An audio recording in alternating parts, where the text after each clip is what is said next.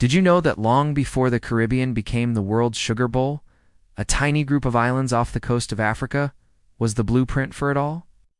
Welcome to the Canary Islands in the late 15th century, a place at the very edge of the known European world, freshly conquered by Spain. This is where the story of Atlantic sugar truly begins. Sugar cane, brought over from Madeira, found a perfect home in the Canaries' warm volcanic soil. In the 1480s, vast fields called canaverals covered the islands of Gran Canaria, Tenerife, and La Palma. But growing the cane was only half the battle. The real magic happened in the ingenios, the sugar mills. These were massive, complex operations, powered by water wheels or animals.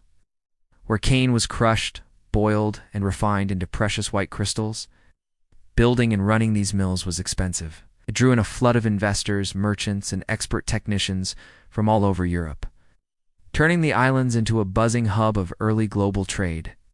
Sugar became like gold, shipped to Seville, Antwerp, and Genoa, making the Canaries a vital link in the expanding Atlantic economy.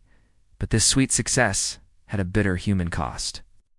The intense labor was first forced upon the native Guanche people. As their population tragically collapsed from disease and conflict, a new, more sinister system emerged. Enslaved Africans were brought in, creating a brutal model of forced labor that would be horrifically scaled up across the Americas. The Canary Islands became a laboratory, a testing ground for the plantation economy. In fact, the very sugarcane that Christopher Columbus carried on his second voyage came from these islands. It was the seed that would grow into the immense and brutal plantation systems of the New World. By the 17th century, the rise of Brazilian and Caribbean sugar pushed the Canaries out of the spotlight. Their sugar boom faded, yet the legacy is etched into the landscape. You can still find the ruins of old ingenios and see the terraces that once held fields of cane. The story of sugar in the Canary Islands isn't just a footnote in history. It's the prologue to the entire story of the Atlantic world. A story of innovation, wealth, exploitation, and the interconnected world we live in today. Thanks for watching. If you found this piece of hidden history interesting, make sure to like and subscribe for more stories that shaped our world. See you next time.